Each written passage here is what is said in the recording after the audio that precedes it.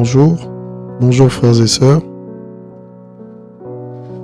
que le nom de notre Elohim soit béni.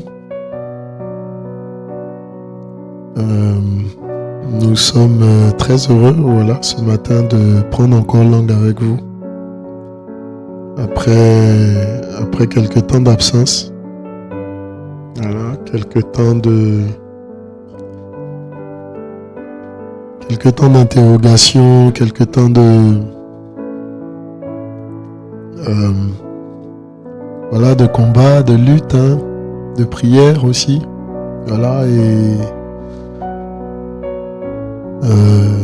On veut encore venir devant vous, frères et sœurs, avec vous, devant le Seigneur en fait, Parce que ce n'est pas nous qui venons devant vous, c'est nous tous assemblés qui nous présentons devant le Seigneur, pour chercher sa face et son conseil.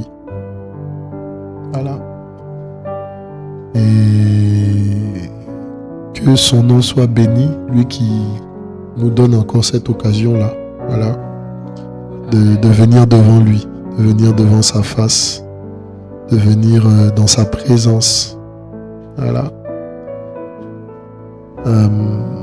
C'est une chose merveilleuse dont nous voulons tirer pleinement profit. Amen. Donc nous sommes en voici le Mashiach. Et nous voulons partager aujourd'hui encore la parole de notre Père. Comme un merveilleux pain. Partager son alliance, ce doux breuvage. Qui nous offre le salut, la vie, la sagesse, l'intelligence, la pleine connaissance. Et que le nom de notre Elohim soit béni, véritablement. Alors, nous voulons partager aujourd'hui sur plusieurs choses, mais avant cela, on veut pouvoir faire passer une information. Alors, l'information, c'est celle-ci, qui s'affiche à l'écran.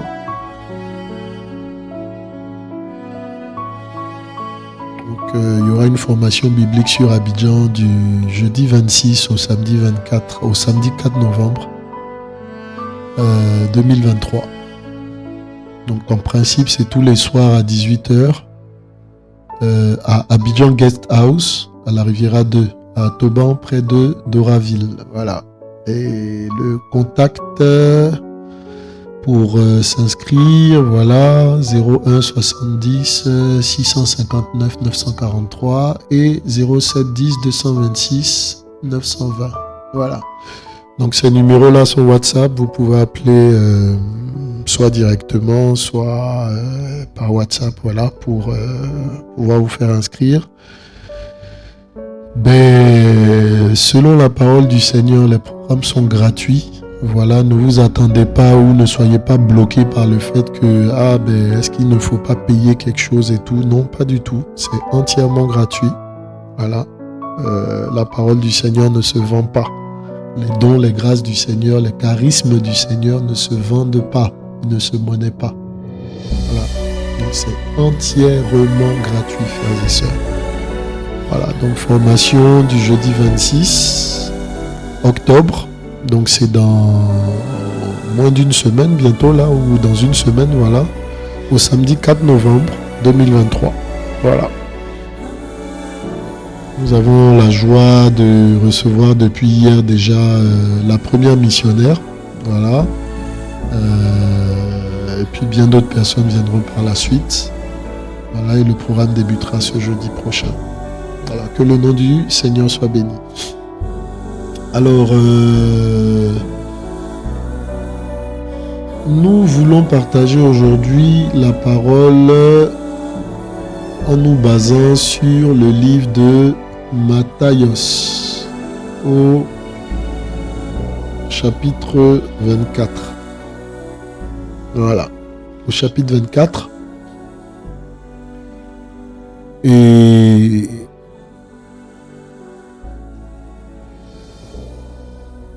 le titre de notre partage d'aujourd'hui, c'est il ne sera laissé pierre sur pierre. Amen. Voilà, il ne sera laissé pierre sur pierre. Voilà, il ne sera laissé pierre sur pierre. Alors nous voulons rendre grâce au Seigneur. Père, nous te bénissons au nom de Yahushua. Nous te célébrons, Seigneur. Nous élevons nos mains vers toi, Seigneur Père, pour reconnaître ta seigneurie, ta majesté, ton règne, ton autorité, Père, ta grandeur, ta majesté, ton infinie sagesse, Père. Au nom de Yahushua, Seigneur, nous nous soumettons à toi.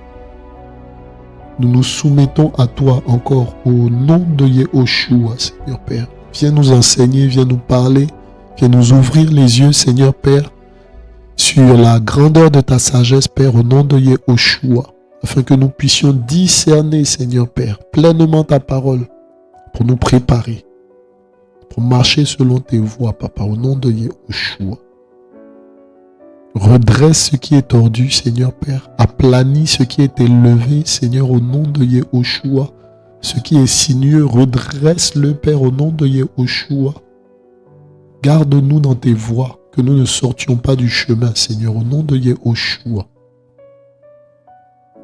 Guide nos pas encore, au nom de Yahushua. Seigneur, comble-nous de ta présence et que toute la gloire te soit rendue. Amen. Alors, il ne sera pas laissé pierre sur pierre. Voilà. Il ne sera pas laissé pierre sur pierre. Voilà. Selon Matthieu 24 au verset 2. Merci Seigneur.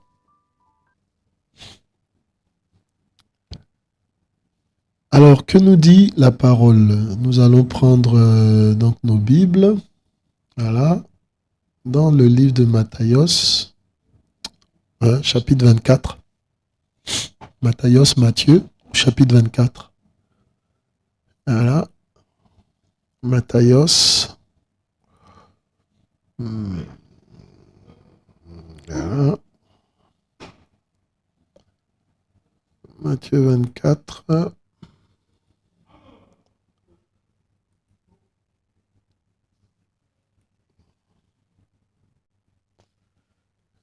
Voilà. Matthieu 24 à partir du chapitre 1. Alors, on va lire aujourd'hui du chapitre 1 au 14, et puis du verset 1 au 14, et puis on présentera un peu voilà ce dans quoi le Seigneur nous conduira pendant ce moment. Voilà. Alors, c'est le premier enseignement d'une série de peut-être 7 ou 8 enseignements. Voilà, on prie voilà, le Seigneur de nous conduire. Hein. Et au verset 1, et comme Yahushua sortait et s'en allait du temple, ses disciples s'approchèrent de lui pour lui faire remarquer les constructions du temple. Mais Yahushua leur dit, voyez-vous bien toutes ces choses? Amen. Voyez-vous bien toutes ces choses? Amen, je vous le dis, il ne sera jamais laissé ici pierre sur pierre qui ne soit démoli. Mais, s'étant assis sur la montagne des Oliviers, ses disciples vinrent à lui en particulier et lui dirent, dis-nous quand ces choses arriveront-elles et quel sera le signe de ta parousie et de l'achèvement de l'âge? Et Yahushua répondant leur dit, prenez garde que personne ne vous égare, car beaucoup viendront sous mon nom en disant, je suis moi le Mashiach. Et ils en égareront beaucoup. Mais vous êtes sur le point d'entendre des guerres et des bruits de guerre. Prenez garde que vous ne soyez troublés, car il faut que toutes ces choses arrivent. Mais ce ne sera pas encore la fin. Car une nation se réveillera contre une autre nation, et un royaume contre un autre royaume. Et il y aura des famines, des pestes, des tremblements de terre en divers lieux. Mais toutes ces choses ne seront que le commencement des douleurs. Alors ils vous livreront à la tribulation et vous tueront. Et vous serez haïs de toutes les nations à cause de mon nom. Et alors beaucoup seront scandalisés, et ils se livreront les uns les autres, et se haïront les uns les autres. Et beaucoup de faux prophètes se réveilleront et en égareront beaucoup. Et parce que la violation de la Torah sera multipliée, l'amour de beaucoup se refroidira. Et celui qui aura supporté bravement et calmement les mauvais traitements jusqu'à la fin sera sauvé. Et cet évangile du royaume sera prêché dans toute la terre habitée pour servir de témoignage à toutes les nations. Et alors viendra la fin. Amen. Voilà. Alors, ce passage est tiré du livre de de Matthieu, au chapitre 24, du premier verset jusqu'au verset 14. Voilà. Et nous voulons partager, nous ferons une série d'enseignements. Hein, vraiment, voilà, je lisais ce passage-là dernièrement. Hein, et j'ai été touché par différents points. Voilà. Et on partagera, hein, je pense, dessus pendant toute cette semaine. OK. Chaque jour, voilà, chaque jour, il y aura un message sur toute cette semaine, hein, je pense, pour faire ressortir différents points, différents aspects, hein, de Matthios 24, de 1 à 14. Voilà. J'en ai relevé environ 7. Hein, voilà. Hein, et aujourd'hui, on veut pouvoir mettre les choses en situation. Voilà. Donc, les premiers points dont on parlera, ce sera pierre sur pierre. Voilà. Il ne sera laissé pierre sur pierre. Le deuxième point dont on parlera, ce sera certainement l'égarement. Prenez garde que personne ne vous égare. Voilà. Hein. On parlera également des guerres et des bruits de guerre, hein, notamment par rapport à ce qui se passe aujourd'hui qui défraie l'actualité en ce moment. Hein. La Bible en parle pleinement. Voilà. Et il est bon d'avoir l'avis du Seigneur sur toute chose. OK. On parlera également donc des tribulations. OK. Hein? Ensuite, on parlera du refroidissement. Hein? On parlera du refroidissement. D'accord? On parlera des faux prophètes, du réveil des faux prophètes. Voilà. Et on parlera de l'évangile qui sera prêché jusqu'à la fin. Hein, jusque dans toutes les nations, jusque dans les hameaux, dans toute la terre habitée. Voilà. Hein, donc, voilà les différents éléments, je crois, 7 ou 8, sur lesquels on partagera chaque soir pendant une semaine. Voilà. Alors, on veut pouvoir aujourd'hui commencer par pierre sur pierre. Voilà. Pierre sur pierre, selon le verset 2 de Matthios 24. Voilà. Hein, donc, chaque soir, on sera cette semaine avec vous pour partager donc sur Matthios 24 de 1 jusqu'à 14, hein, selon les différents éléments qu'on pourra noter, hein, afin que nos yeux soient encore ouverts sur la parole, sur le plan du Seigneur, sur ce que le Seigneur fait. Hein. Voilà. Comme je disais, j'ai été un peu... Le Seigneur a attiré mon attention un peu sur toutes ces choses-là avec tous les événements politico-sociaux qui se passent en ce moment dans les nations. Voilà. Et il est bon que l'on puisse échanger, que l'on puisse être averti. Amen. Voilà. Donc que le nom du Seigneur soit béni. Alors, il ne sera jamais laissé ici pierre sur pierre qui ne soit démoli. Alors, voilà. Il ne sera laissé pierre sur pierre qui ne sera démoli. Voilà. Donc, ce passage donc est tiré de Matthios et les versets 1 et 2, merci Seigneur, nous donnent la situation. Hein, et c'est en fonction de cette situation-là, voilà, que nous allons échanger. Amen. Alors, qu'est-ce qu'il nous est dit? Il nous est dit que Yehoshua sortait et s'en allait du temple. Voyez-vous? Donc, Yehoshua était dans le temple de Yerushalayim. OK? Et il sortait du temple et il s'en allait. D'accord? On ne sait, mais lui, il savait certainement. Alors, ses disciples s'approchent de lui pour lui faire remarquer les constructions du temple. Voilà un peu la situation. Les disciples de Yehoshua, donc les apôtres, s'approchent de lui, hein, les apôtres, ceux qui étaient avec Yehoshua, qui marchaient avec Yehoshua, s'approchent de lui alors qu'il sort du temple pour lui en faire remarquer les constructions. Alors, bien-aimés frères et sœurs, ce n'est pas la première fois qu'ils arrivent dans le temple ou qu'ils entrent dans le temple. Non, voilà. Hein, ces choses étaient déjà arrivées. Mais ici particulièrement, voilà, ils ressentent le désir de parler au Seigneur de la construction du temple. Alors, veuillez m'excuser, cet enseignement aurait dû commencer il y a déjà 2 jours, mais je fais une terrible angine. Mais voilà, hein, ni la mort, ni la persécution, rien ne peut nous empêcher de parler de la part du Seigneur. Voilà. Hein, donc, malgré la maladie, voilà, vous m'excuserez pour la qualité de la voix. Malgré la maladie, on se tient devant le Seigneur pour parler de sa part. Et nous croyons, je l'ai expérimenté à plusieurs occasions, voilà, que dans sa présence, il nous guérit, il nous restaure, il nous fait du bien. Amen. Voilà. Alors, les disciples s'approchent pour faire remarquer la construction du temple. Amen. Alors, de quoi s'agit-il? C'est vrai, hein, très souvent on parle du temple. Hein, oui, le temple. Alors, il faut comprendre que il y a eu une évolution. Hein, d'accord? Alors, il y a eu d'abord dans le désert le tabernacle.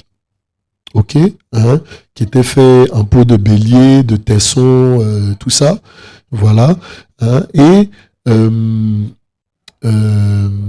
par la suite, hein, durant tout le temps de la traversée du désert, jusqu'à ce qu'ils entrent en Canaan, hein, la terre promise, hein, jusqu'à ce que David devienne roi, et qu'à la fin justement de son règne de roi, il ait à cœur de bâtir un temple au Seigneur.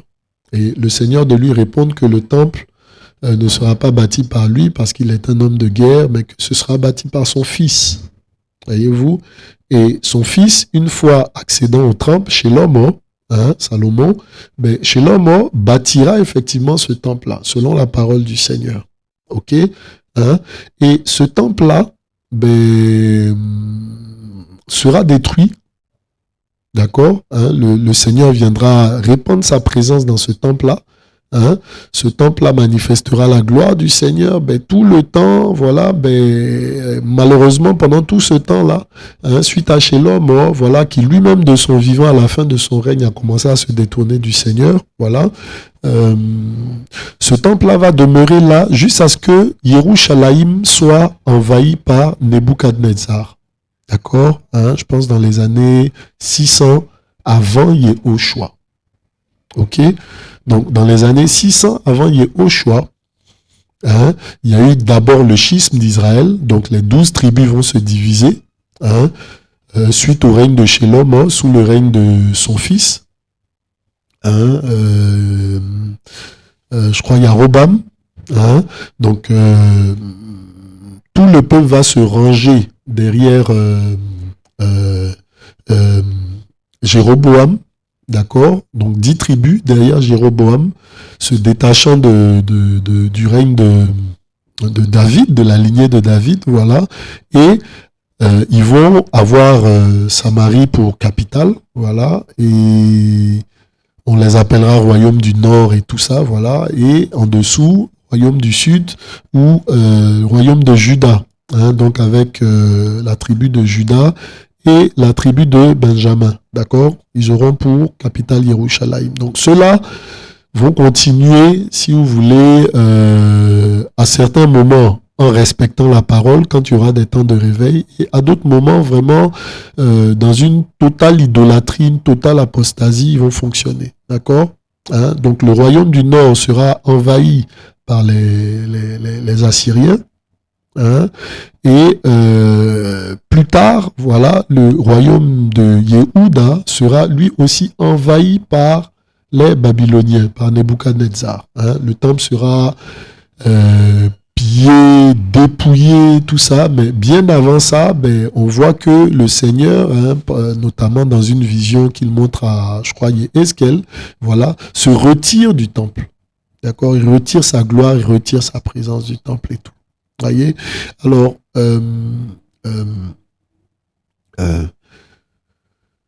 ce temple-là, donc, qui est détruit, qui est dépouillé, qui est détruit et tout ça, voilà, il se trouve que le peuple se retrouve. Donc, ça, c'est le premier temple. Hein, donc, le temple de Shlomo, le temple de Salomon. D'accord? Ce temple-là, donc, a été détruit. Hein, le peuple a été envoyé en exil. Ils ont été envoyés en exil 70 ans. Au terme des 70 années, le Seigneur a permis qu'ils reviennent. Et quand ils sont revenus, ils se sont mis à rebâtir un autre temple, à rebâtir l'ancien temple. Voyez-vous, ils se sont mis à rebâtir l'ancien temple, voilà, hein, du temps de Zorobabel, du temps de Yehuda, hein, voilà, hein. Et ce temple-là a été rebâti, donc, hein, permettant justement, on le lit dans les livres de Esdras, Néhémie, tout ça, voilà. Hein, on voit un peu cette œuvre de reconstruction du temple-là et de la ville de Jérusalem. Voilà. Voyez-vous. Alors, par la suite, hein, donc plusieurs années par la suite, hein, Hérode, qui devient roi, hein, en Israël, ben, se met en devoir de reconstruire un temple beaucoup plus grand. Beaucoup plus grand. Hein, voilà. Un temple beaucoup plus grand. Donc, on a ici peut-être une image, hein, de l'ancien temple, voilà, ici. Le temple de Shlomo, hein, voilà, tout petit. Hein, je parle de la taille physique. Hein, voilà. Hein, parce que les choses du Seigneur sont grandes. Notre roi est infiniment grand. Donc, à côté, on voit en comparaison, c'est un schéma, voilà, le temple bâti sous Hérode. Voyez-vous, hein, ce temple-là, bâti sous Hérode, donc, vous voyez physiquement, en termes de taille, de hauteur, il est beaucoup plus haut, il est beaucoup plus grand en termes de superficie, en termes de surface et toutes ces choses-là, voilà. Hein. Donc en termes de taille, c'est peut-être 3 fois l'ancien ou 4 fois. Hein, en termes de superficie, avec la cour, le parvis, tout ça, ben voilà, c'est au moins 2 fois. Voilà, deux fois et demi, 2 fois, voilà. Hein, et donc, c'est ce temple-là donc qui a été bâti sous Hérode. Hein. On a des photos ici, voilà, hein, pour qu'on ait quand même une image de ce que c'est, voilà. Et ici, on a une représentation, une maquette, hein, du temple, hein, voilà, avec en contrebas, donc, toute la ville de Yerushalayim. C'est une maquette, hein, je crois que l'on trouve en Israël lorsque l'on fait les visites, où ils ont reconstruit vraiment en pierre toute la ville de Yerushalayim avec le temple et tout, mais toute la ville de Yerushalayim du temps justement de Yehoshua. Voilà. Hein, donc on voit en contrebas la ville de Yerushalayim et on voit ben, le temple qui surplombe toute la ville. Voilà, hein, qui surplombe toute la ville. Alors, voilà, donc c'est un peu voilà, les images, hein, hein, donc voilà, cette maquette-là, une représentation, une reconstitution de cette maquette. Hein, voilà. Alors, donc c'est de ce temple-là, donc on peut admirer, si vous voulez, la grandeur de l'œuvre, hein, la grandeur de l'œuvre, d'accord? La grandeur de l'œuvre, on peut l'admirer, hein, voilà. Alors, quelle autre information on peut avoir, par exemple, concernant le temple? Hein, ça a été de très gros travaux, d'accord? Hein, dans la Bible, hein, on nous indique, hein, le nombre d'années de construction de ce temple. Voyez-vous? On nous indique le nombre d'années de construction de ce temple. Hein, et on nous dit que les travaux de ce temple-là ont duré, dans le livre de Yohanan, on va prendre le livre de Yohanan 2, Yohanan, au chapitre 2. Merci Seigneur. Yohanan chapitre 2, on va prendre la parole. Alors, Yohanan 2, que nous dit Yohanan 2 sur... donc physiquement, on a vu que le temple était grand, d'accord, et on veut voir un peu, d'accord, quelle indication on a sur le temple, vraiment, histoire de situer les choses. On va prendre Yohanan 2, à partir du verset peut-être 16-17. Voilà.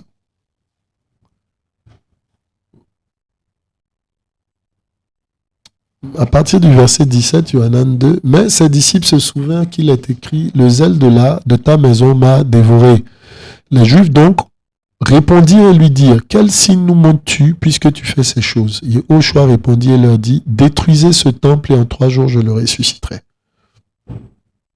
Alors les Juifs dirent, ce temple a été bâti en 46 ans. 46 années. Voyez-vous? Pratiquement un demi-siècle pour bâtir ce temple-là que nous voyons.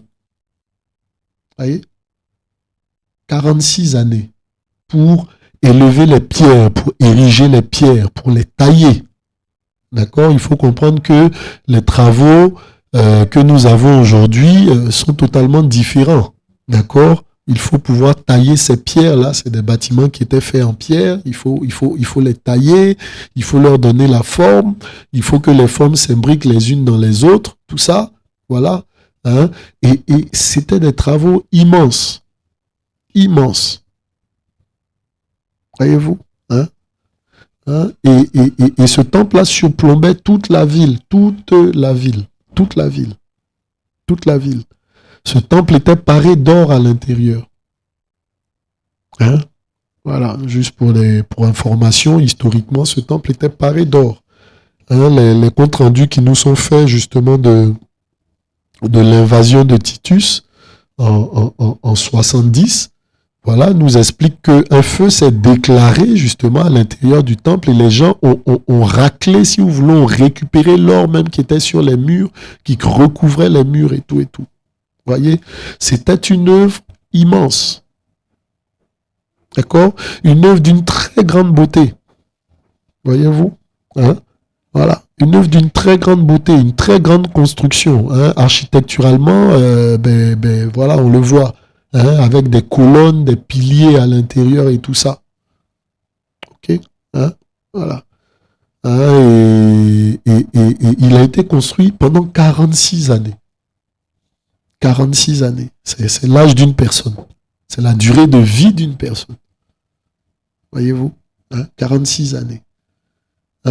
Et c'est une très grande œuvre. Amen. C'est une très grande œuvre. Alors, que représente, c'est vrai, physiquement, on voit voilà, le temple et tout, mais qu'est-ce que ça représente physiquement? Quelle est l'image du temple physiquement? Voilà. Ses disciples viennent s'approcher de lui pour lui dire, voilà, regarde ce joyau architectural, regarde cette œuvre grande, regarde ce qui a été bâti. Et bien aimé, je crois que quand il s'exprimait ainsi au Seigneur, il s'attendait à ce que le Seigneur s'extasie avec eux. Il s'attendait certainement à ce que le Seigneur dise, oui, c'est super, c'est beau, c'est grand, c'est immense. Mon Seigneur, le Père est honoré par ce joyau. Voyez-vous? Mais tout à fait le contraire. Le Seigneur leur répond, pardon, il ne restera ici il ne sera laissé ici, pierre sur pierre, qui ne soit démoli.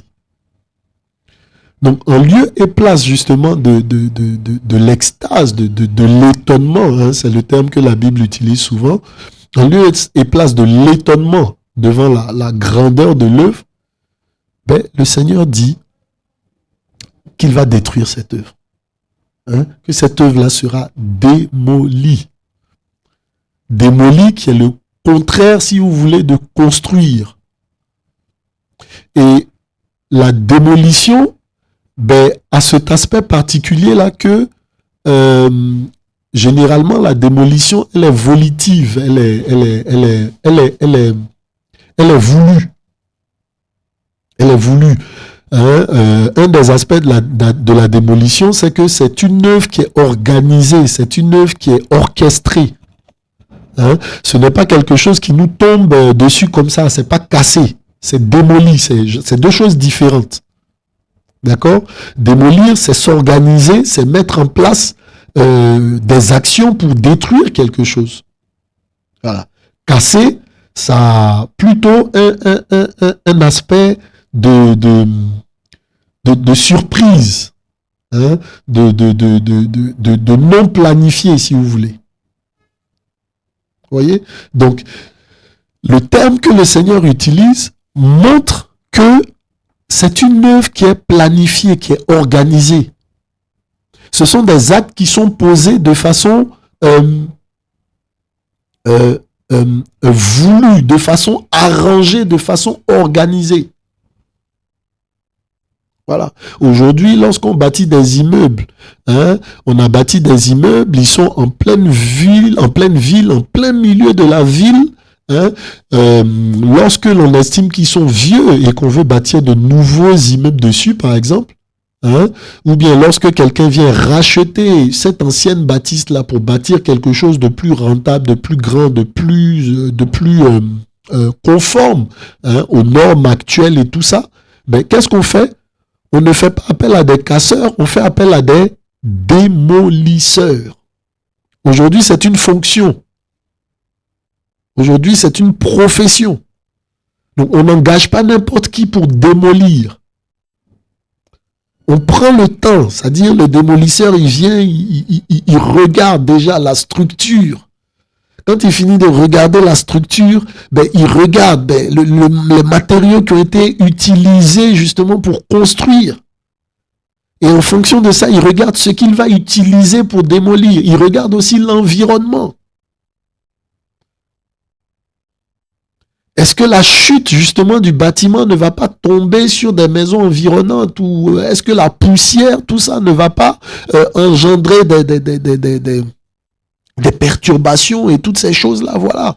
Est-ce que sur le sol, justement, quand tout cela va s'effondrer, est-ce qu'il n'y aura pas affaissement du sol et toutes ces choses-là? Voyez-vous? Donc, c'est des calculs. On démolit en planifiant, en organisant, en calculant. On choisira par exemple de démolir peut-être un jour férié, où il n'y aura pas trop de circulation, ou bien à une heure justement où il n'y a pas de grande affluence. On prendra le soin avant de démolir, de dégager tous les alentours. Vous comprenez? Donc démolir, c'est différent de casser. Voyez-vous? Hein? Je courais, je suis tombé, ben, mon bras s'est cassé. C'est différent. C'est pas planifié. Ok? Donc, démolir, hein, et merci Seigneur, je veux que on va peut-être regarder, Matthios 2, dans notre traduction, quel terme a été utilisé, lexique biblique. Il ne restera pas ici pierre sur pierre qui ne soit renversé. Voilà. Hein, renversé, c'est katalouo. Hein, katalouo. Katalouo, on va voir ce que ça donne. Hein, ça vient de kata, donc kata, c'est, voilà, en, selon, de, entre, contre. Ok. Et de louo. Louo, c'est supprimer, délier, détacher, détruire, briser, renverser, dissoudre, rompre, relâcher. Hein? desserrer une personne. Vous voyez, bandage, voilà, relâcher une limite. Donc, louo, ça a trait justement aux chaînes. Ok, voilà. Hein? Et donc, katalouo est le terme en grec qui a été utilisé et qui a été traduit par démolir. Voilà. Hein? Et donc, la démolition, comme on disait, c'est vraiment quelque chose de travailler, de minutieusement mener, de minutieusement organiser. Voyez-vous, de bien arrêter, de bien planifier. Et en fait, là où le Seigneur, où les humains, en fait, ici, les disciples, c'est l'image des humains, c'est l'image de nous, c'est notre image, c'est nous. D'accord? C'est nous. Le temple, c'est l'image du culte. Le temple, c'est l'image du culte. Le culte, c'est la façon dont on adore, c'est la façon dont on célèbre le Seigneur, c'est la façon dont on l'honore. Voyez-vous?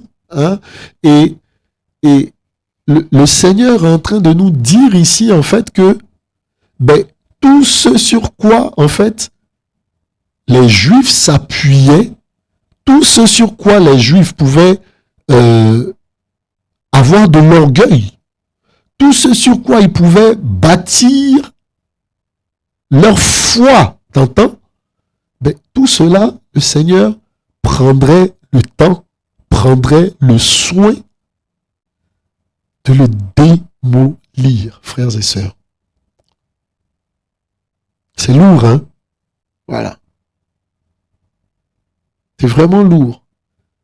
Alors, ces paroles-là s'adressent à nous. Ces paroles s'adressent à nous. Comprenez? Nous avons pu grandir, nous avons pu croître, nous avons pu être élevés avec beaucoup de choses. Voyez-vous, 46 ans, un demi-siècle. 46 ans, un demi-siècle. À avoir vu une chose se construire.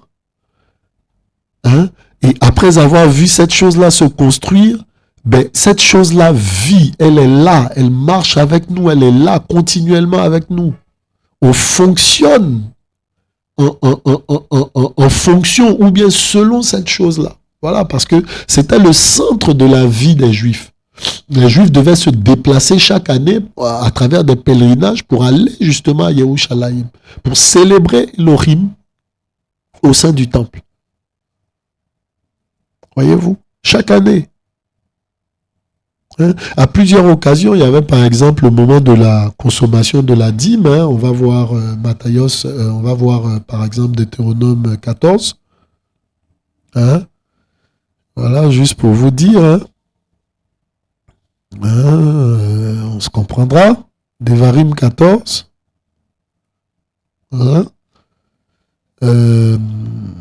Devarim 14 à partir du verset 22. Tu prendras la dîme de tout ce que ta semence produira, de ce qui sortira de ton champ d'année en année, et tu mangeras devant Yahweh, ton Elohim, au lieu qu'il choisira pour y faire habiter son nom. D'accord? Donc, le temple. La dîme de ton blé, de ton vin nouveau, de ton huile, les premiers-nés de ton gros et petit bétail, afin que tu apprennes à craindre toujours Yahweh, ton Elohim.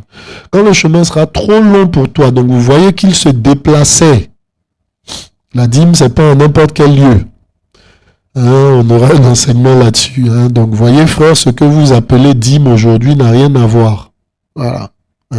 Avec ce que le Seigneur a instruit. C'est tout à fait autre chose. Voilà. Donc, nous vous conseillons dans le Seigneur d'arrêter. Amen. Et de mettre votre espérance dans le Seigneur. Quand le chemin sera trop long pour toi, quand tu ne pourras pas les transporter. Voilà, les transporter. Quand le lieu que Yahweh choisira pour y mettre son nom sera loin de toi, quand Yahweh ton Elohim te bénira, tu les donneras pour de l'argent, tu serreras cet argent dans ta main et tu iras au lieu que Yahweh ton Elohim aura choisi. Là, tu achèteras avec cet argent tout ce que ton âme désirera, des bœufs, des brebis, du vin, des liqueurs fortes, tout ce que ton âme demandera. Tu le mangeras devant Yahweh ton Elohim et tu te réjouiras, toi et ta maison. Voilà. Donc déjà, la dîme, elle ne se paye pas, selon ce qu'on vient de lire, qui est dans la Bible, qui est dans vos Bibles aussi. Deutéronome 14. Voilà. C'est de la nourriture, ça se mange. Hein? Et ça ne se mange pas partout. Ça se mange en un lieu. Le temple de Yerushalayim. Amen. Voilà. Voici pourquoi on est parti du tabernacle pour aboutir justement à ce temple-là, où justement les gens venaient pour acheter toutes les choses qu'ils voulaient et se réjouir. Voici pourquoi dans le Yohanan 2, par exemple, que nous avons lu tout à l'heure, où le Seigneur dit qu'il détruira ce temple-là, et voilà, il y avait à l'intérieur de la cour tout type de vendeurs. Parce que ces vendeurs-là, justement, savaient que les gens viendraient pour acheter, pour manger, pour se réjouir. Donc déjà, la dîme, c'est pas de l'argent, c'est de la nourriture. C'est bien écrit, tu changes en argent, tu te déplaces et avec l'argent, tu achètes ce que tu veux. On aura l'occasion de partager là-dessus, le Seigneur voulant. Voilà. Mais déjà, la dîme, c'est pas de l'argent. OK? Donc, c'était le centre de la vie. On parle du temple. Donc, supposons, tout juif qui habitait, par exemple, on est en Côte d'Ivoire, donc je donne l'exemple de Korogo, et puis la capitale Abidjan, à l'époque, il devait, au moment de manger la dîme, se déplacer de Korogo à pied ou en charrette ou quoi, venir à Abidjan, dans l'enceinte du temple, se réjouir avec sa famille. Voyez-vous? Et donc, le temple ponctuait le culte du Seigneur. Amen. Il y a d'autres passages. Par exemple, quand on parle des fêtes à Yahweh, on va voir, je pense, on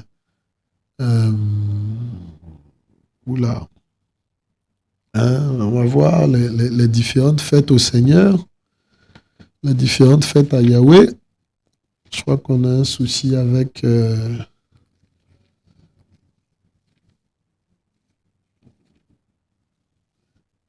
Amen. On va voir, je crois, dans Shemot.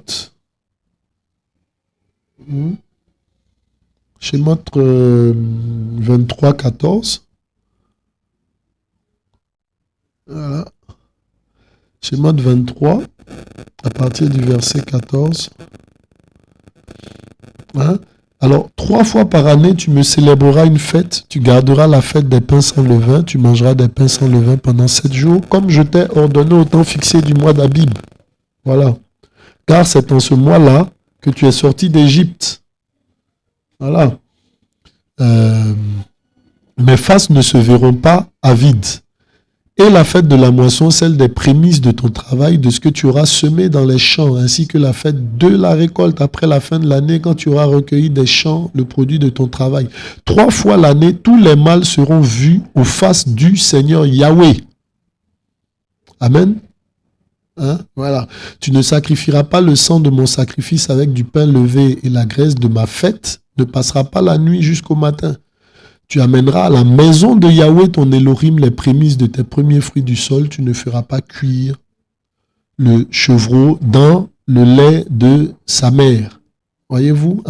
Donc, il y avait des fêtes solennelles où ils devaient se déplacer, quitter leur ville, leur village et tout, pour aller à Yerushalayim, justement dans le temple, pour célébrer le Seigneur. 3 fois par année. Vous comprenez? Donc, le temple ponctuait leur vie en termes de culte, en termes d'adoration à Yahweh, en termes d'offrande à Yahweh aussi, à travers la dîme, d'accord? En termes aussi de gloire. Voyez-vous, on dit que ce temple était paré d'or à l'intérieur. Voyez la grandeur de la bâtisse. On a pu voir combien ça surplombait toute la ville de Yerushalayim, en hauteur. D'accord? On voyait aussi la qualité de la construction.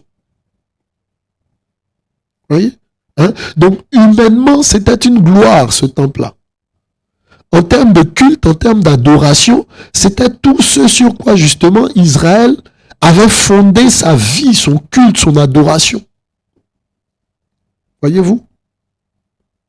Hein? Et le Seigneur dit justement à son peuple, à ses disciples, qu'il va démolir. On n'a pas dit casser. On dit démolir. Il va prendre soin d'annihiler ces choses-là. Il va prendre soin, on a bien précisé le terme démolir tout à l'heure, c'est vraiment quelque chose d'organisé, d'orchestré, de bien préparé, de bien planifié. C'est ça la démolition, qui est différent de la destruction, voilà. Vous voyez, le Seigneur dit qu'il va démolir. Alors pourquoi est-ce que le Seigneur démolirait? N'est-ce pas lui justement qui a pris le temps, le soin, qui a donné la force justement à son peuple de reconstruire? On voit que le temple était détruit, tout ça, voilà. Pourquoi démolir? Pourquoi est-ce que le Seigneur démolirait? Alors, quand on regarde bien la parole, on se rend compte que le Seigneur déjà a toujours pris, on va voir avec un prophète, le prophète Yirmeya, d'accord, on va voir avec le prophète Yirmeya pourquoi et comment est-ce que le Seigneur démolit. Voilà. On va voir avec Yirmeya. D'accord. Alors, avant nous, justement, le Seigneur a envoyé Yirmeya, d'accord, pour lui montrer une chose. Alors, la parole qui vint, Yirmeya 18, verset 1, la parole qui vint à Yirmeya de la part de Yahweh. Voilà. Lève-toi et descends dans la maison du potier. Là, je te ferai entendre mes paroles. Je descendis dans la maison du potier et voici, il faisait son ouvrage sur les roues du potier. Le vase qu'il faisait avec l'argile fut détruit dans la main du potier. Il revint et fit un autre vase, comme il paraissait juste aux yeux du potier de le faire. La parole de Yahweh vint à moi en disant, ne suis-je pas capable d'agir envers vous comme ce potier, maison d'Israël? Déclaration de Yahweh. Voici, comme l'argile est dans la main d'un potier, ainsi vous êtes dans ma main, maison d'Israël. Tantôt je parle sur une nation, sur un royaume pour arracher, pour abattre et pour détruire. Mais cette nation contre laquelle j'ai parlé revient-elle de sa méchanceté? Je me répands du mal que j'avais pensé lui faire. Tantôt je parle sur une nation, sur un royaume pour bâtir et pour planter. Mais si elle fait ce qui est mal à mes yeux et qu'elle n'écoute pas ma voix, je me répands du bien que j'avais dit de lui faire.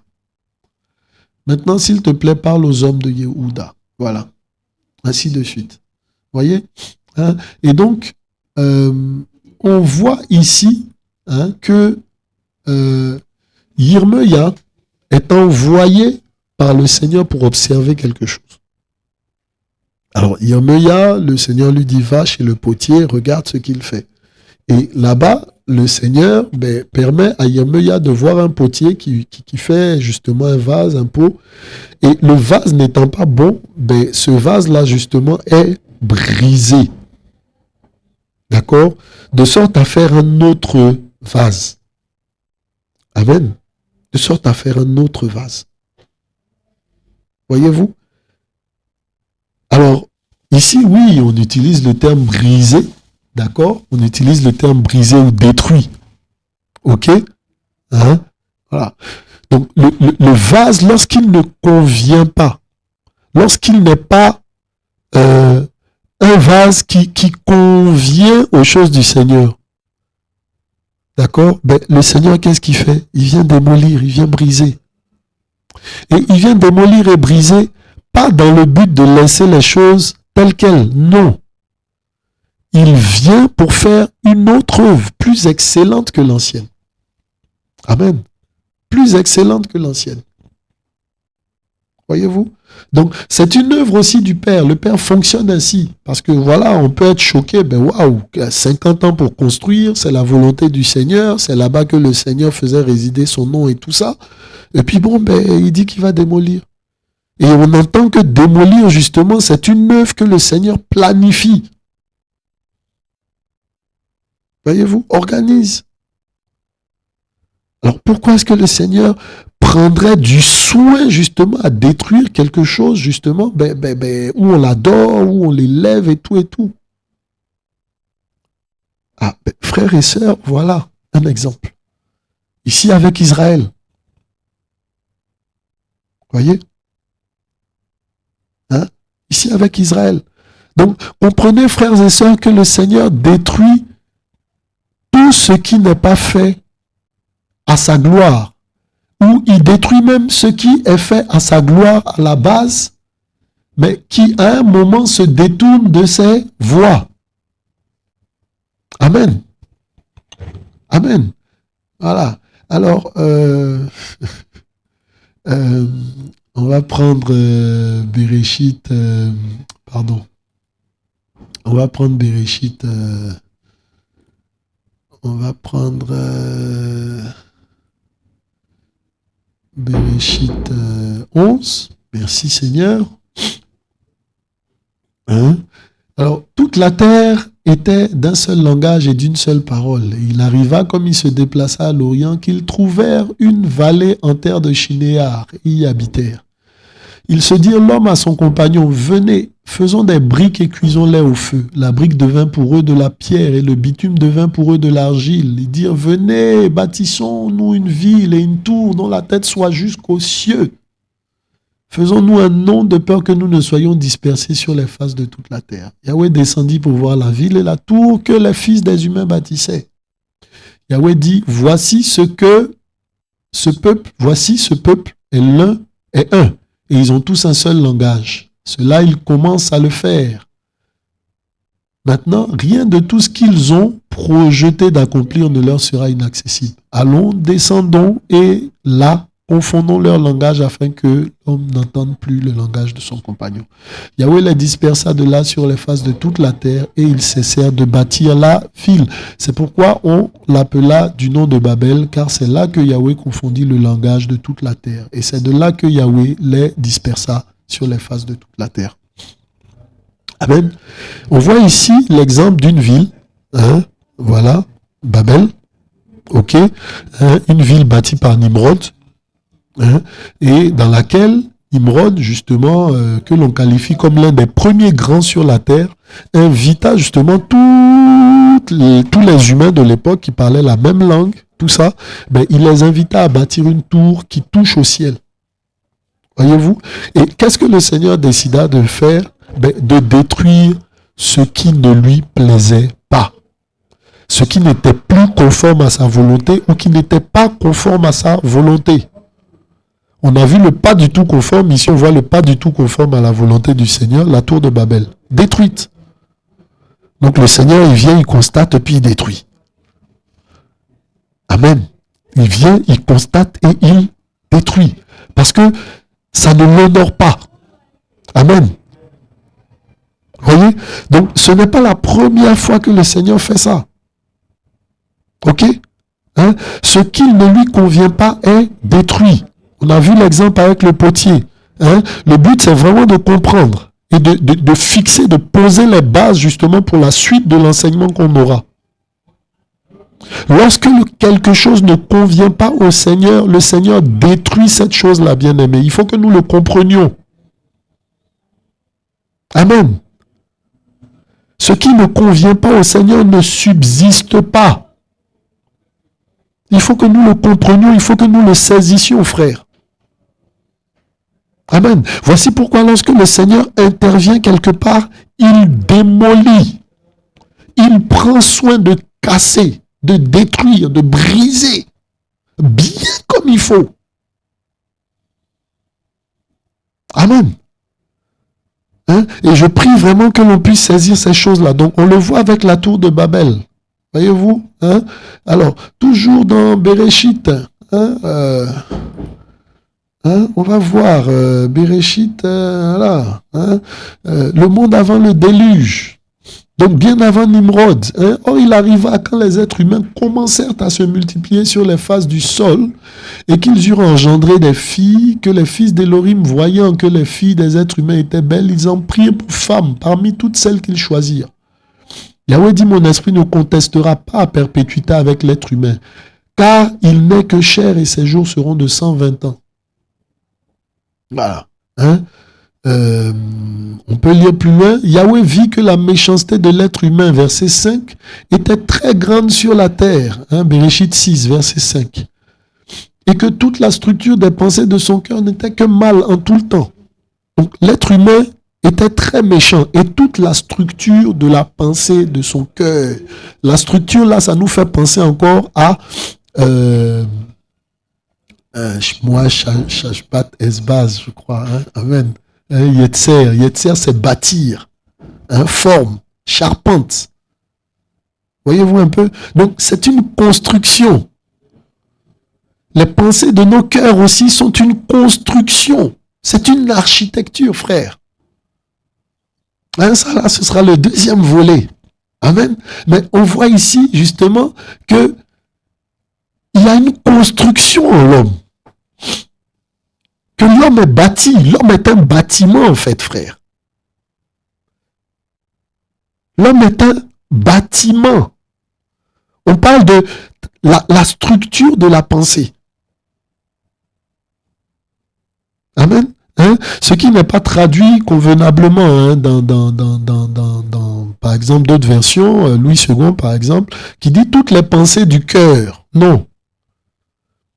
Quand l'hébreu parle, hein, quand le Seigneur inspire celui qui rédige, il parle de l'homme comme d'une construction.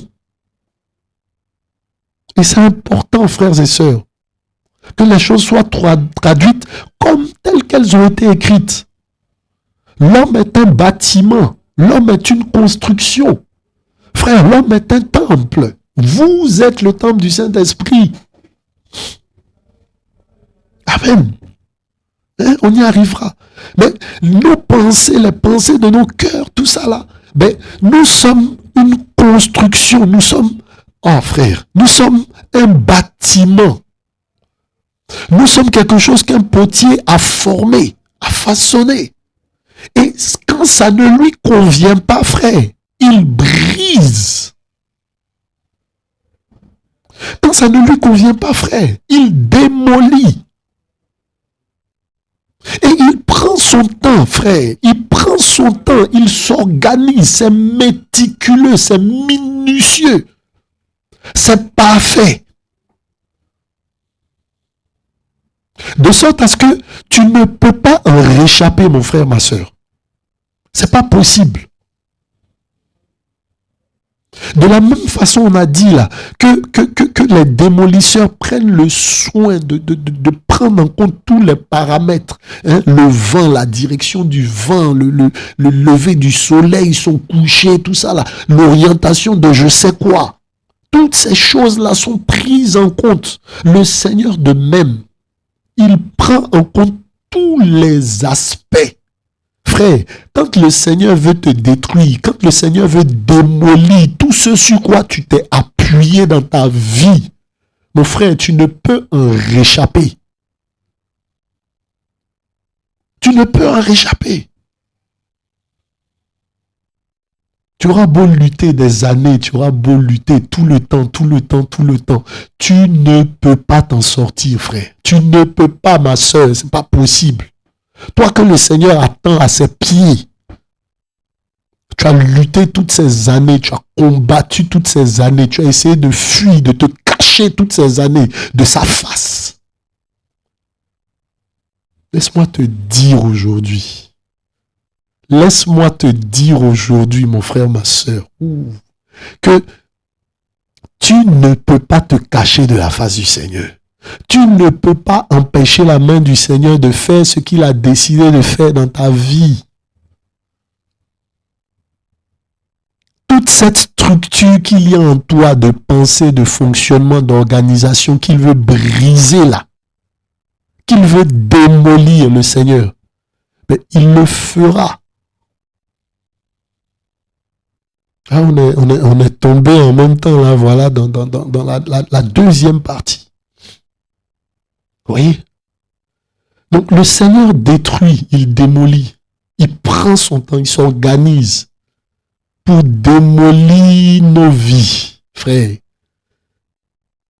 Toi qui as accepté de marcher avec lui, toi qui l'appelles comme son fils, comme sa fille, toi qui l'as reçu, mais le Seigneur ne peut pas entrer dans ta vie et puis ta vie va demeurer la même. Je ne suis pas en train de te parler de devenir ministre alors que tu étais balayeur. Non, ce n'est pas ça mon problème, frère. Ce n'est pas ça le problème du Seigneur. Ce que le Seigneur veut changer, on le voit là. La structure des pensées de ton cœur. Voyez-vous, la structure là, c'est un bâtiment. Tes pensées là, c'est un bâtiment. Ton fonctionnement, c'est un bâtiment, c'est un édifice. Il y a une structure, il y a un squelette. Il y a une ossature qui fait que tu fonctionnes de telle ou telle façon. Et quand le Seigneur survient dans ta vie, mon frère, ma soeur, il prend le temps de démolir cette ossature-là. Regarde, il te brise menu, il te casse.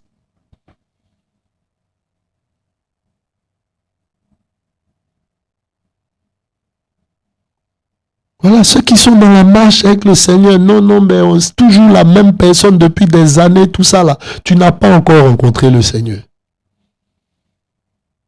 Tu n'as pas encore rencontré le Seigneur. Parce qu'aucun de nous n'est parfait. Amen. Tous ont péché et sont privés de la gloire. Je crois Romains 3, 23. Tous ont péché et sont privés. Donc aucun de nous n'est parfait. Et quand le Seigneur entre là, ben, la chose qu'il fait, c'est de briser le bâtiment, c'est de briser le temple. C'est de le démolir. Oh, frère, c'est le début de son œuvre. Il démolit le temple. Il s'organise. Tu avais des amis sur qui tu comptais, il démolit. De sorte à ce que plus personne ne te regarde. Regarde, tu avais des moyens sur lesquels tu t'appuyais. Il démolit. Il ne te laisse plus rien en main. De sorte à ce que la seule personne sur qui tu comptes, ce soit lui. Tu comptais sur ta santé, frère, il te rend malade. Afin que tu fléchis genoux pour prier. Amen. Amen. Il permet à la maladie d'entrer. Voyez-vous? Parce que le Seigneur n'est pas tenté par le mal. Amen. Voilà. Hein? Permet à la maladie d'entrer là. Et puis d'accéder jusqu'à un certain niveau. Au niveau où à un moment tu pourras dire comme Iov. Frère, regardez Iov. Au moment où tu pourras dire comme Iov. J'avais entendu. Et aujourd'hui mes yeux t'ont vu. Mais aujourd'hui, mes yeux t'ont vu. J'avais entendu, mais je ne te connaissais pas. Je ne savais pas qui tu étais. Je ne savais pas que tu étais redoutable, papa.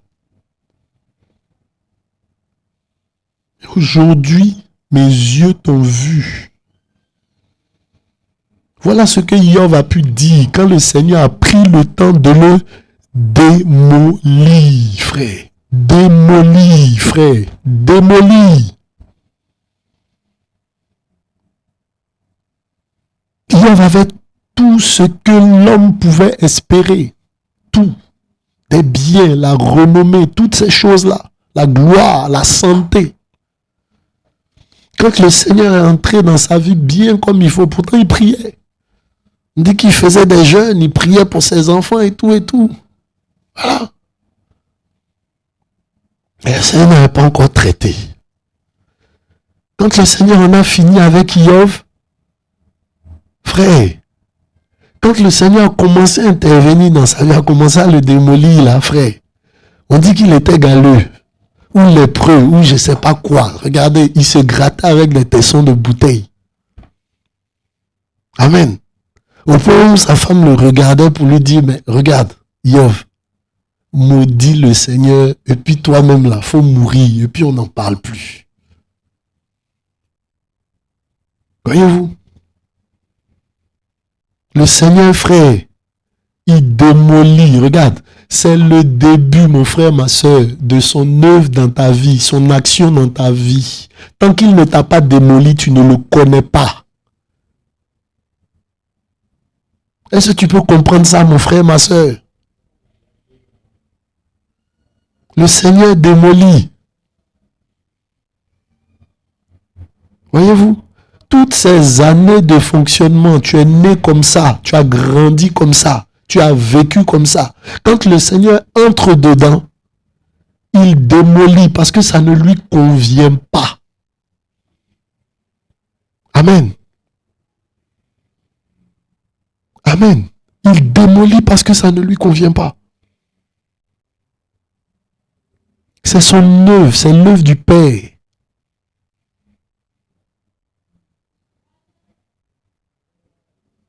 Frère, je parle de beaucoup de choses en même temps, mais regardez, le Seigneur démolit ce qui ne lui convient pas.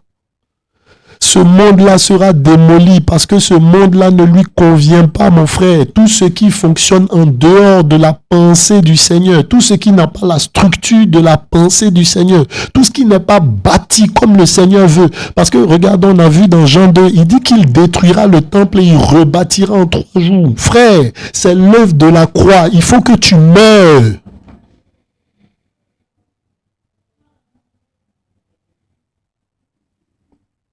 Tu as 70 ans, je ne sais. Tu as 152 ans, je ne sais.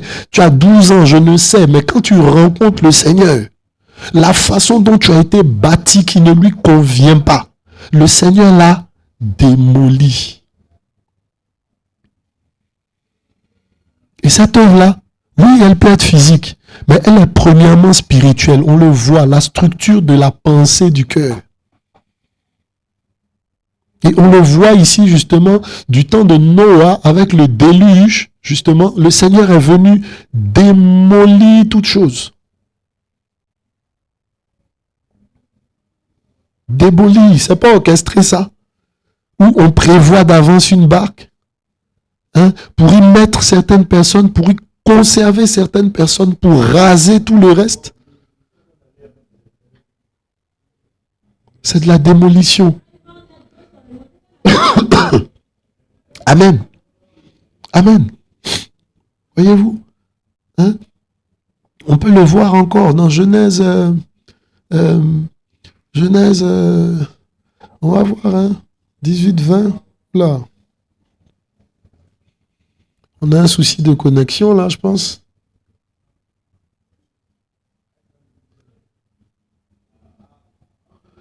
Voilà, on a un souci de connexion. D'accord?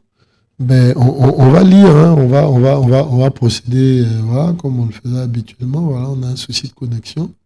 Désolé. Voyez-vous? Donc, le Seigneur démolit. Le Seigneur démolit.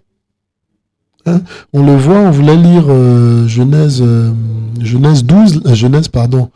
On voulait voir l'exemple justement de Sodome et Gomorrhe. Amen. Pour dire que tout ce qui ne convient pas au Seigneur est détruit. Amen. Voilà. Tout ce qui ne convient pas au Seigneur est détruit. Genèse 19, ou bien même 18. Voilà. Genèse 18, 19, on voit la situation de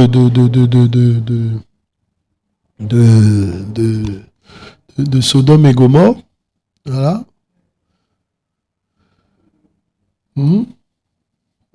Voilà.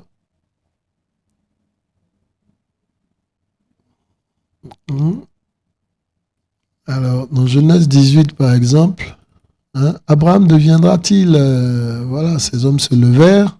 Genèse 18, 16.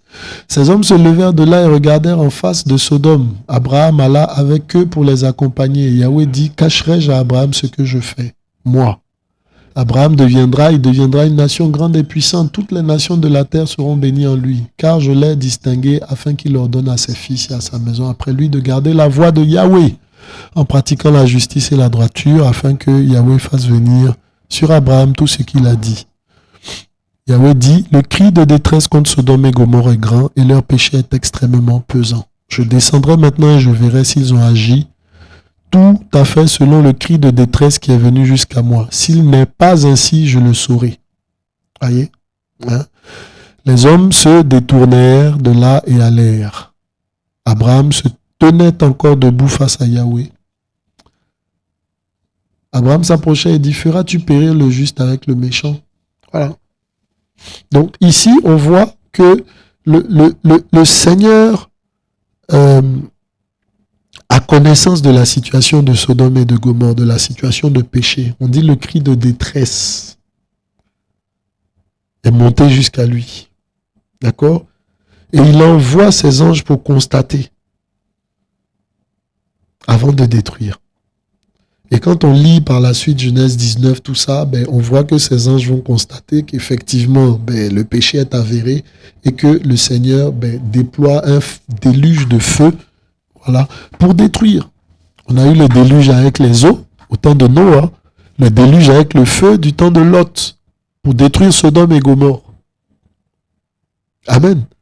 Donc, chaque fois que l'œuvre ne convient pas au Seigneur, il la détruit. Donc, mon frère, ma soeur, si ta vie n'est pas conforme au Seigneur, elle sera détruite. Si ton fonctionnement n'est pas conforme à celui du Seigneur, frère, il sera détruit. Maintenant, il y a deux types de destruction. Il y a la destruction définitive, on l'a vu justement avec Sodome, on l'a vu avec Gomorrhe, on l'a vu avec le déluge, le monde antédiluvien. D'accord?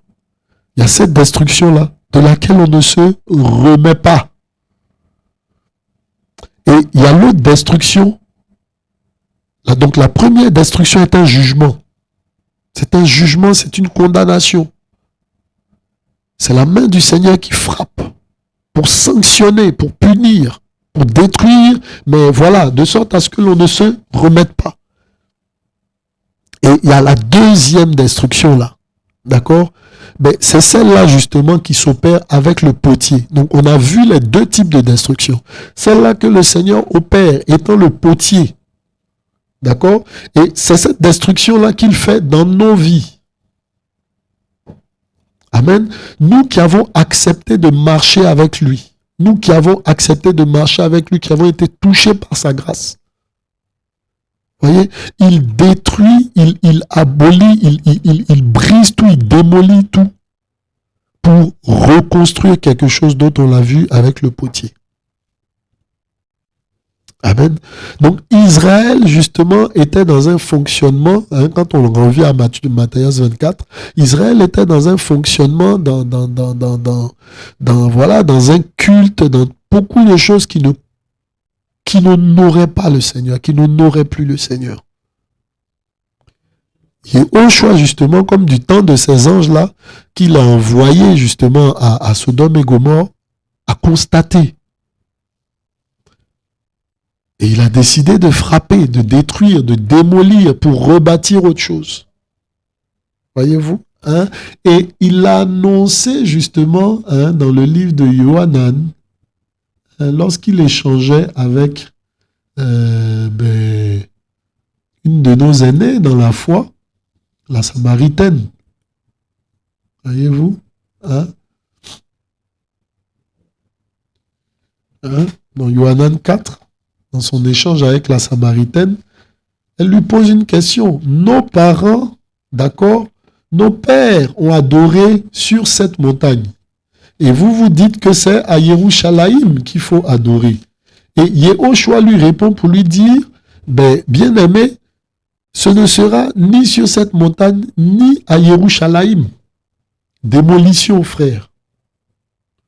Démolition, frère. Vous qui en êtes encore justement à vous arc-bouter, à vous appuyer, hein, on a encore des problèmes d'internet, démolition, vous qui êtes encore à vous appuyer sur justement l'ancienne alliance. Amen. Il y a eu démolition. La Bible dit que l'ancienne alliance est l'ombre des choses à venir. Amen. Hein? L'ombre des choses à venir. Et que le corps de toute chose est en Machi à Yehoshua. Amen. Voyez-vous? Hein? Donc cette ombre-là, justement, ben, il est question pour nous de ne plus demeurer dans l'ombre, mais de demeurer plutôt dans ce qui est véritable. Voyez-vous? Hein? Dans ce qui est véritable. C'est là où le Seigneur nous attend. Comprenez? Hein? Beaucoup en sont encore justement à s'attarder. On voit voilà, des assemblées hein, où bon, voilà, on rétablit le sacerdoce lévitique, voilà, tribu de Lévi, tribu de Yehuda, tribu de ci, tribu de ça, tout ça, voilà. Mais bien aimé, si l'on veut s'en tenir justement aux tribus, hein, la seule tribu sacerdotale à l'époque, c'était Lévi. Hein? Mais Yehoshua que nous suivons n'est pas de la tribu de Lévi. Si l'on veut s'en tenir à l'ancienne alliance, mais on ne suit pas Yehoshua. Ceux qui veulent s'en tenir à l'ancienne alliance ne suivent plus Yehoshua. Et ça, Paulos le dit justement dans le livre de Galates. Vous êtes déchus de la grâce. Vous êtes déchus de la grâce. Voyez-vous? Vous êtes déchus de la grâce. Donc, nous devons marcher justement, ben, non plus avec ce que le Seigneur a démoli, mais avec ce que le Seigneur est en train de bâtir. Hein, Pétros nous parle d'une nouvelle bâtisse. 1 Pétros 2, je crois, verset 5. Et vous-même comme des pierres vivantes. Hein, et vous-même comme des pierres vivantes. On va le lire, je pense. Amen.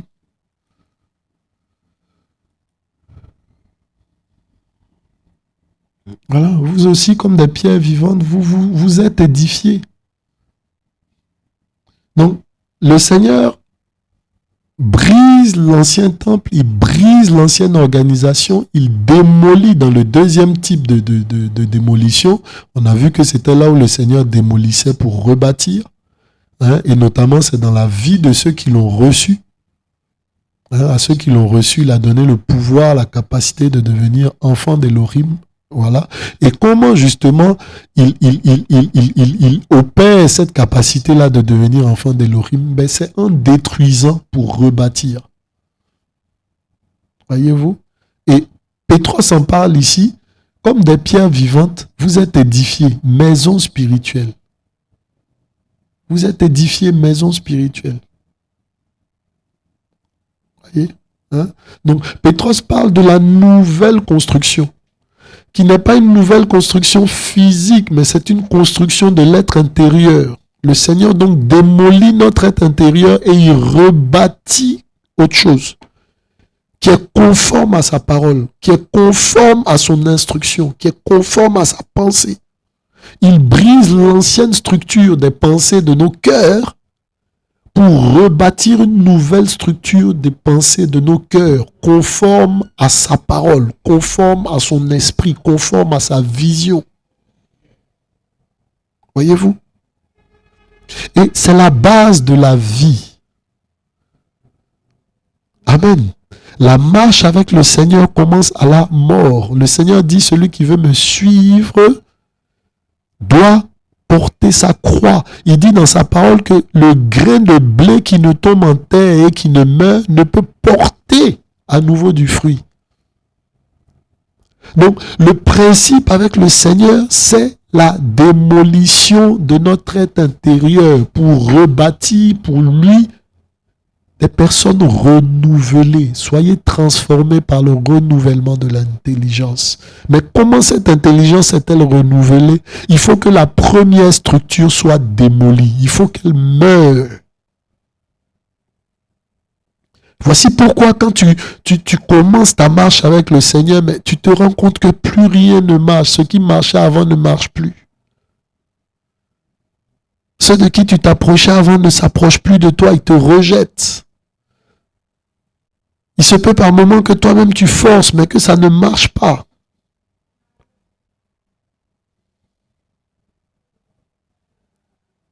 Dans ma marche avec le Seigneur, j'étais confronté à une difficulté une fois, voilà. Donc je voulais appeler des amis comme je le faisais par le passé. Le Seigneur m'a dit clairement, tu n'appelles personne. Frère, il fallait qu'il démolisse cette confiance-là que j'avais dans le monde, que j'avais dans mes amitiés, pour apprendre à fléchir genoux et compter sur lui, prier. Amen. Donc dans cette œuvre de démolition-là, frère, tout ce sur quoi tu t'appuyais, je pensais, regardez, quand je devais revenir au Seigneur, frère, j'avais une entreprise, j'avais plein de choses et tout. Et un exemple, j'aimais les belles voitures. Et en une semaine, frère, 7 jours à peine, même pas 5 jours, j'ai perdu 2 véhicules. Un premier dans un tonneau, assez grave, mais je n'ai eu aucune blessure, aucune séquelle. La voiture était irrécupérable. Je suis sorti indemne. La première personne qui est arrivée sur les lieux de l'accident m'a dit, mon frère, donne-moi le nom de celui que tu pries là, et puis je vais le prier aussi. Parce que ce que j'ai vu là, en principe, on ne sort pas comme ça d'un tel accident. Voyez? J'étais un peu choqué, je me posais des questions. J'ai fait 3 jours à la maison sans sortir. Le 4e ou le 5e jour, je me dis, je récupère un autre véhicule, il n'y avait plus d'assurance, donc je vais à l'assurance pour prendre l'assurance du véhicule. Je vous dis, authentique. Je finis de payer l'assurance du véhicule. La voiture était garée sur la route. Dès que je pointe le nez de la voiture avec le clignotant, tout ça, un gros camion vient emboutir l'aile de la voiture. 2 accidents à 5 jours d'intervalle.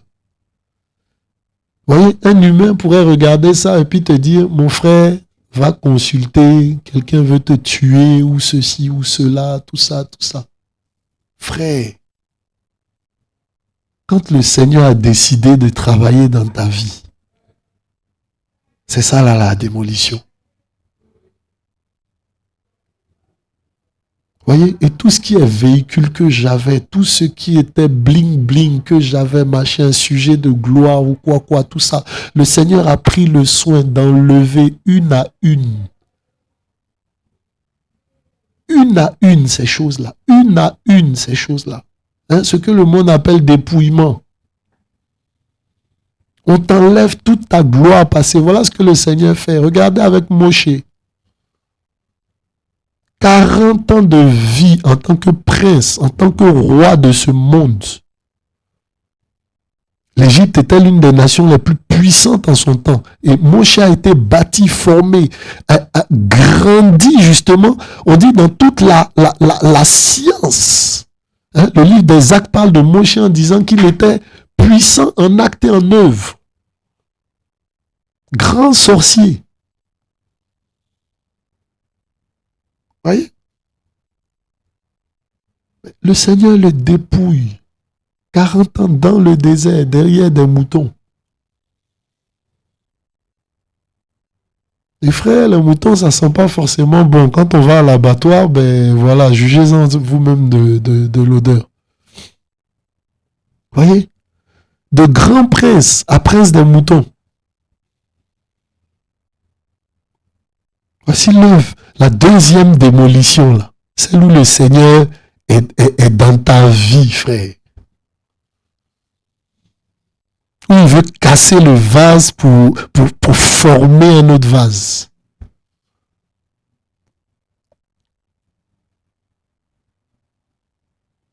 Voyez-vous? Et les exemples sont nombreux dans la parole, nombreux frères, nombreux dans la parole. Mais on ne les voit pas, on les refuse quand ils se présentent, frère, parce que ça fait mal. Ça fait mal. Voyez-vous? Pourtant, c'est la marche.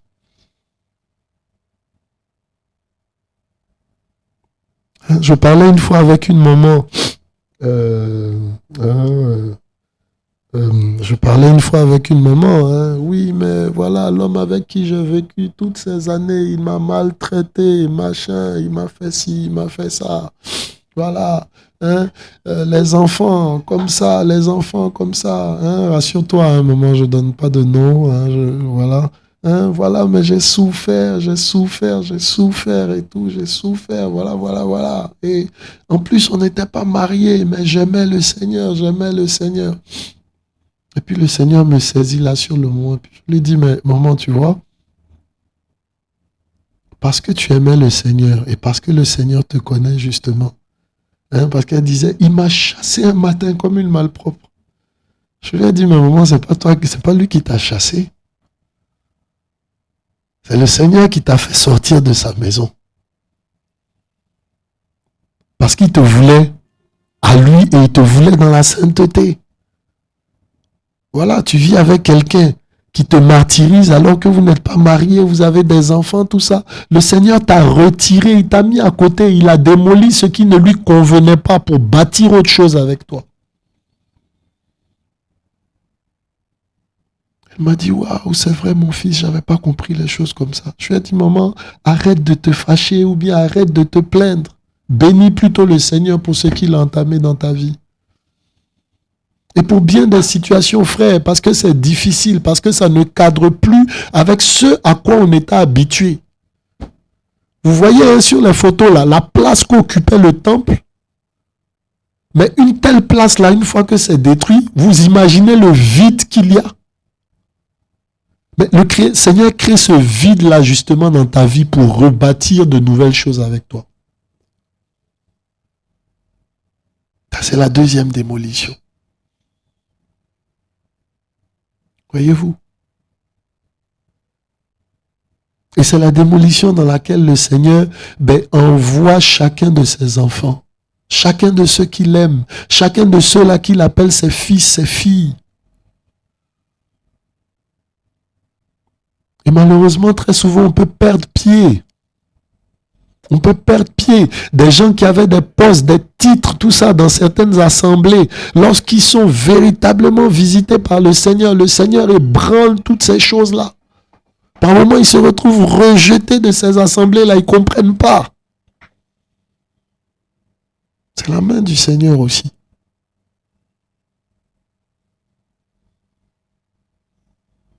Amen. Et pour finir, il y a une grande démolition, frère, qui s'apprête. Une très grande démolition qui s'apprête. Amen. Une très grande démolition qui s'apprête. Et qu'il viendra sur la terre, frère. Parce qu'on l'a vu. Tout ce qui ne convient pas au Seigneur, le Seigneur le démolit. Tout ce qui ne convient pas au Seigneur, le Seigneur le démolit. Amen.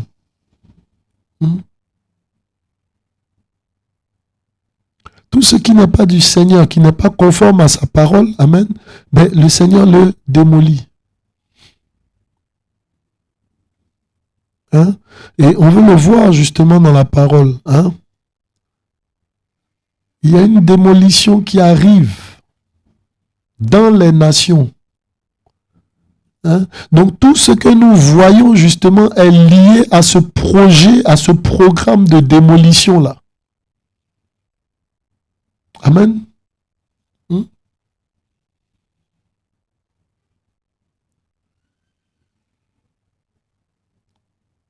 Amen. Voyez-vous? Hein? Et nous voulons juste retrouver ce passage-là, justement, dans Apocalypse. Hein? Apocalypse 6. Voilà.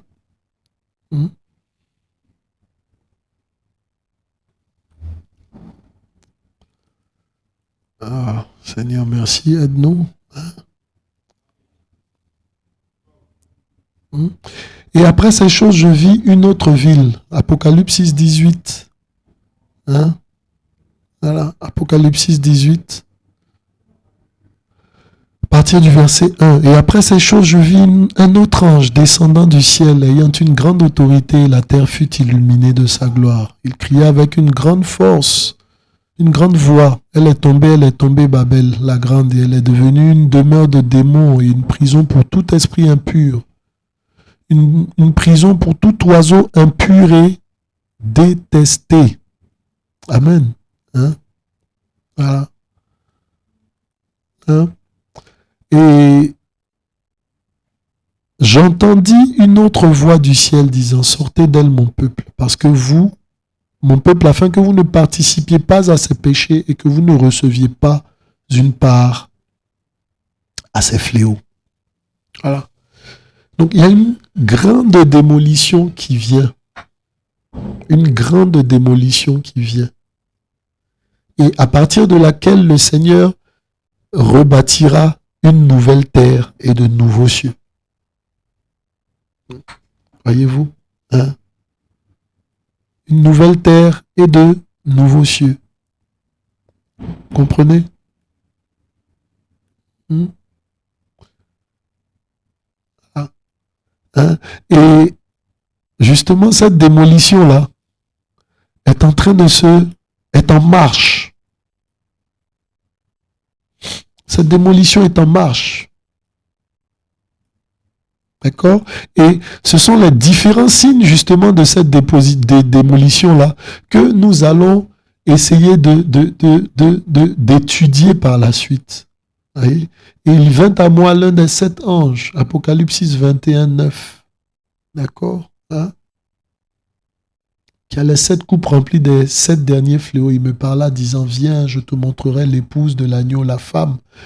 Il me transporta en esprit sur une grande et haute montagne et il me montra la grande ville, la sainte Yerushalayim, descendant du ciel auprès d'Élohim.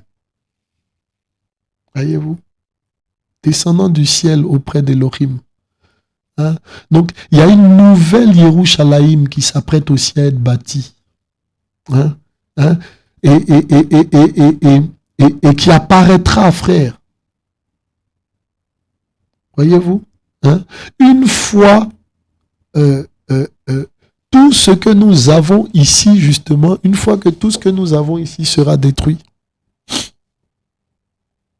On a vu le Seigneur détruit pour rebâtir de nouvelles choses. Donc, il y a justement une nouvelle Yerushalayim, de nouveaux cieux, une nouvelle terre qui seront bâtis, qui seront formés. Cela pour l'éternité. Après ça, il n'y aura plus de nouveaux cieux et de nouvelles terres. Plus, c'est ce que la Bible nous enseigne. Donc la terre sur laquelle nous nous trouvons passera. Le ciel sous lequel nous nous trouvons passera. Voyez? Hein? Et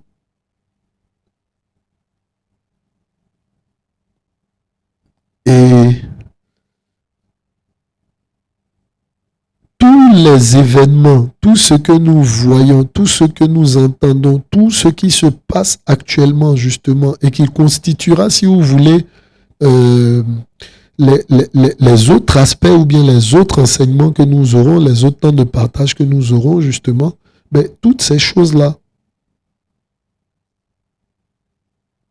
concourt justement à expliquer, à présenter ou justifie ces nouveaux cieux, cette nouvelle terre justement,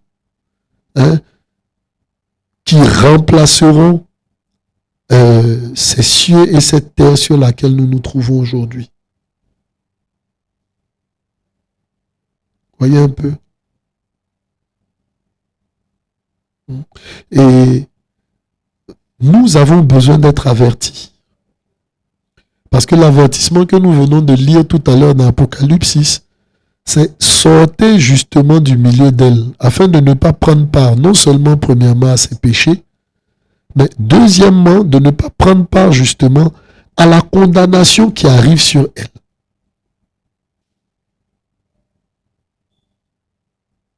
Voyez?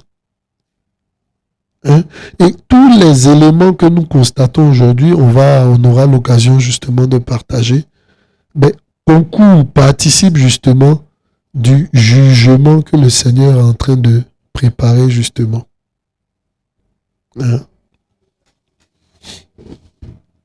On peut lire Apocalypse 6, 21 pour ceux qui seront encore dubitatifs. Apocalypse 6, 21. Et je vis un nouveau ciel et une nouvelle terre, car le premier ciel et la première terre ont passé. Voyez? Et la référence de ont passé, Matthieu 24, que nous allons expliquer. Et la mer n'est plus. Et moi, Yohanan, je vis la ville sainte, la nouvelle Yerushalayim, dont on a parlé tout à l'heure, descendant du ciel d'auprès d'Élohim, préparée comme une épouse qui s'est ornée pour son époux. Voyez-vous? Démolition pour être remplacée par autre chose, frère. Mais le Seigneur prévient, comme on a vu tout à l'heure, sortez du milieu d'elle, mon frère, ma soeur. Voyez-vous? Le Seigneur est en train de démolir. Le Seigneur est en train de démolir, c'est l'avertissement. Les signes sont là, ils sont évidents, et c'est ces signes-là qu'on va étudier pendant ces différents jours. Mais le Seigneur est en train de démolir.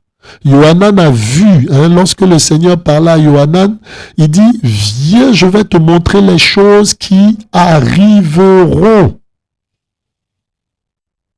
Les choses à venir.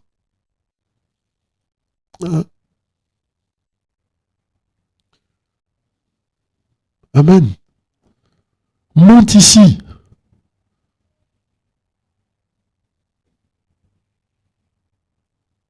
Oui.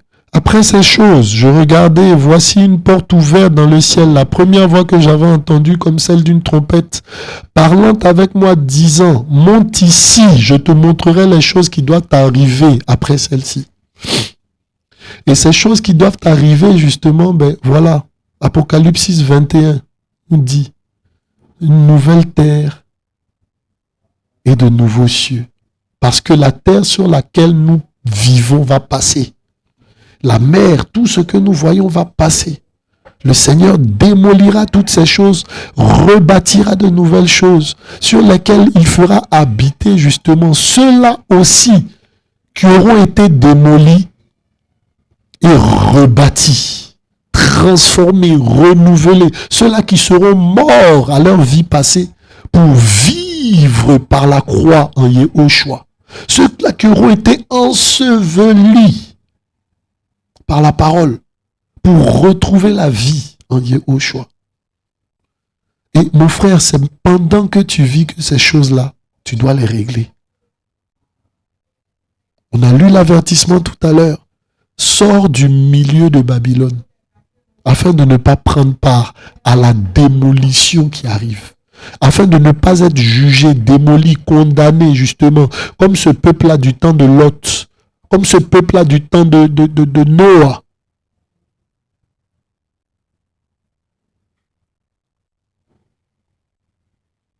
Voilà, mon frère, ma soeur. Donc voici un peu l'œuvre de démolition du Seigneur. Amen. Voilà. Et On veut bénir le Seigneur, voilà, on veut bénir le Seigneur, on veut bénir le Seigneur. Et voilà, que son nom soit glorifié. Que son nom soit glorifié. Voilà, il ne sera pas laissé ici, pierre sur pierre. Ce monde, cette nation, ben, le Seigneur ne laissera aucune pierre sur pierre. Voilà. Voici comment on a illustré un peu ces choses-là. Voilà. Amen. Que le nom du Seigneur soit béni. Et nous donnons rendez-vous dès demain, voilà, pour la prochaine étape de cette série d'enseignements là, justement sur Matthios 1, Matthios 24 de 1 à 14, voilà. Amen. Que le nom du Seigneur soit béni et voilà, que le Seigneur nous garde. À bientôt, frères et sœurs, et demeurons dans l'amour de notre Père. Amen.